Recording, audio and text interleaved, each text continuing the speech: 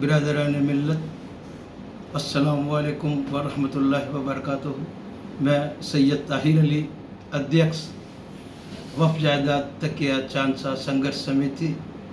काफ़ी अरसे बाद कौम के नौजवानों से, दोस्तों से और बुज़ुर्गों से रूबरू होने का मौका मिला। ज़रूरत ये पेश आई कि पिछले 15-16 दिन जो बीत गए हैं, जेके इलेक्ट्रॉनिक्स जो तकिया चांदसा में मेन रोड पर बना था, उसमें आग लग गई। और आग लगने के बाद जोधपुर शहर का मुसलमान और उनकी भावनाएं भड़की। उन्होंने इसके तथाकथित मुतवली मोहम्मद अतीक गोरी को भला बुरा कहा। अतीक साहब ने जब देखा कि मैं चारों तरफ से मुस्लिम कौम से घिर गया हूँ, तो इन्होंने एक चाल चली, जैसा कि डॉक्टर इकबाल साहब कहते हैं, कर नाटक। ये हर बार नाटक करते हैं। और इन्होंने एक व्हाट्सएप चलाया और जोधपुर शहर के गयूर मुसलमानों को, फ़िक्रमंद, वक्फ बोर्ड को बचाने के लिए दर्दमंद और ना जाने क्या क्या जुमले लिख कर बुलाया। उसमें सिर्फ 4 लोग मौजूद थे: अब्बास पठान, मोइनुद्दीन ओवैसी, अफरोज़ रफ़ीक और एक शख्स और कोई थे, सदाकतुल्लाह खान। 4 लोग थे, बाकी सभी मुस्लिम स्कूल की गवर्निंग काउंसिल थी। मैं जोधपुर के गयूर मुसलमानों से ये सवाल करना चाहता हूँ कि ये नौबत क्यों आई। 3 साल पहले, आज से 3 साल पहले 3 नवंबर 2018 को, जब ये जेके इलेक्ट्रॉनिक्स बन रहा था, मैंने जेके इलेक्ट्रॉनिक्स के बाहर खड़े होकर एक वीडियो बनाया और जोधपुर के मुसलमानों को और इसके तथाकथित मुतवल्ली को ये आगाह करवाया कि ये अवैध निर्माण हो रहा है, इसको रोका जाए। मैंने अतीक साहब से ये सवाल किया कि अतीक साहब, आपका रूट क्या है? आप अपने घर अशरफ मंजिल मेड़ती गेट से मुस्लिम स्कूल किस रूट से जाते हैं? आपका रूट तकिया चांदसा मिनरवा सेंटर के आगे से है। क्या आपको इतने अरसे में ये निर्माण कार्य नज़र नहीं आया? इससे ये साफ जाहिर होता है कि आपकी इससे मिली भक्ति थी। जिस वक्त मैंने वीडियो बनाया, उसके दूसरे दिन जोगेश्वर गर्ग ने मुझे पार्टी बनाया और मैंने उस वीडियो में बताया 7 नंबर पे मेरा नाम है और वो स्टे की एप्लीकेशन थी, मुझे पार्टी बनाया और वो खारिज हुआ। अतीक साहब उसमें हीरो बनना चाह रहे थे, लेकिन उनकी प्लानिंग फेल हो गई। दिन भर ईसा की एजुकेशनल सोसाइटी और तकिया चांदसा संघर्ष समिति कोर्ट में रही और शाम तक वो केस खारिज हो गया। 3 नवंबर 2018 से अभी तक अतीक साहब ने क्या किया, जबकि हाई कोर्ट से 1995 में इसके खिलाफ डिग्री पारित हो चुकी है, इनका केस खारिज हो चुका है। फिर अतीक साहब ने पोजीशन लेने की कार्रवाई क्यों नहीं की? क्या वजह थी? जोधपुर का मुसलमान ये जानना चाहता है, मोहम्मद अतीक गोरी साहब, कि आपने 3-3.5 सालों में क्यों नहीं किया? और 95 में मुकदमा खारिज हो गया, इनके खिलाफ डिग्री पारित हो चुकी, तो आपने पोजीशन लेने की कार्रवाई क्यों नहीं की? कोर्ट में एप्लीकेशन क्यों नहीं लगाई? इसका कौम आपसे जवाब चाहती है। आप अभी तक जवाब नहीं दे रहे। अभी भी जब कौम को आपने इकट्ठा किया आग लगने के बाद, जब कौम आप पर भड़क रही थी, तो आप पता नहीं कौम को कहाँ अतीत में ले जा रहे हैं, इब्राहिम जागीरदार और कहाँ, और उनको भ्रमित कर रहे हैं। लोगों को आप कहते हैं कि आप आइए, आप मेरा साथ दीजिए। आपके पास कोई मुस्लिम स्कूल में है, किसी का पेरेंट्स, किसी के वालिद फीस माफ़ कराने आते हैं, तो आप कहते हैं कि मेरे पास ज़कात का पैसा है, माफ़ कर दूंगा। आप खुद ज़कात खा रहे हैं, आपका पूरा परिवार ज़कात खा रहा है। क्या कर रहे हैं आप इतने वर्षों से? ज़कात और खैरात का पैसा ही खाया जा रहा है, आपके पर्सनल यूज़ में लिया जा रहा है। और आप लोगों को जब गिर जाते हैं, जब परेशानी आती है, तब आपको कौम याद आ जाती है।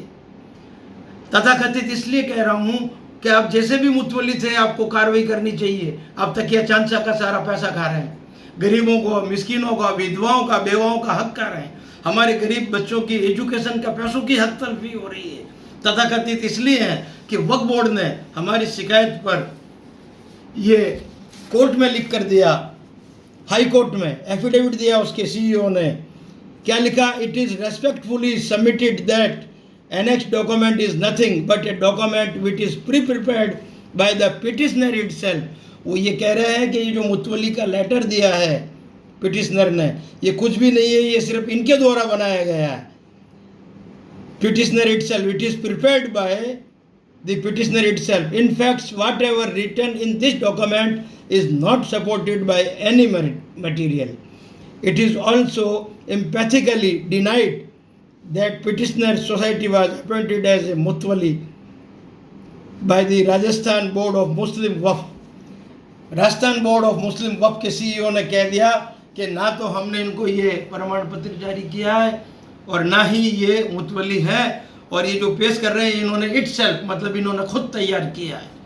इसके बाद मैंने एक आरटीआई लगाई। आरटीआई लगाकर ये जवाब पूछा कि वक्फ बोर्ड से कि आप ये बताएं कि क्या जो 2017 में 2007 में तत्कालीन जिला वक्फ बोर्ड राजस्थान अध्यक्ष शौकत अंसारी साहब ने मारवाड़ मुस्लिम स्कूल में जो इस तकिए की तौलियत वेस्ट की है, ये आदेश क्या सही है?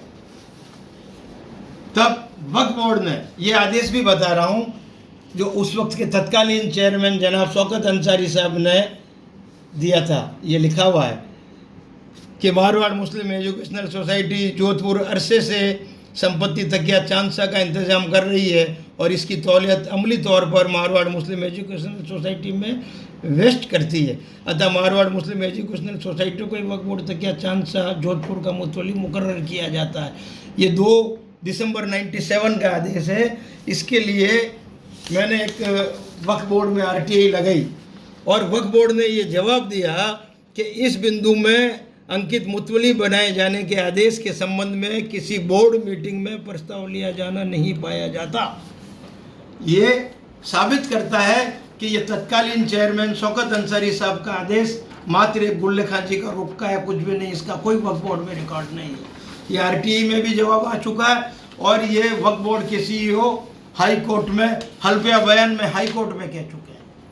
उसके बाद हमने वक्फ बोर्ड के चेयरमैन तत्कालीन चेयरमैन अबू बकर नकवी को शिकायत की और अखबारों में भी आया कि आप आएँ और इसकी ऑडिट करें तकिए की। उन्होंने ऑडिट की तो तकरीबन ये आप देखिएगा 10 करोड़ का गबन सामने आया। 9,90,97,588 उस वक्त बकाया था 2 जुलाई 2017 में और 69,36,832 7% वक्फ बोर्ड का कंट्रीब्यूशन बाकी था उस वक्त 4 साल पहले। अब आप बताइए, हमारे वक्फ बोर्ड चेयरमैन से मिलने के बाद वो जोधपुर आए और उन्होंने तकिया चांदसा को अपने नियंत्रण में लिया। ये पूरे जोधपुर शहर के मुसलमानों को पता है, सारे अखबारों में आया, ये लिखा है इसमें। तकिया चांदसा को अपने नियंत्रण में ले लिया।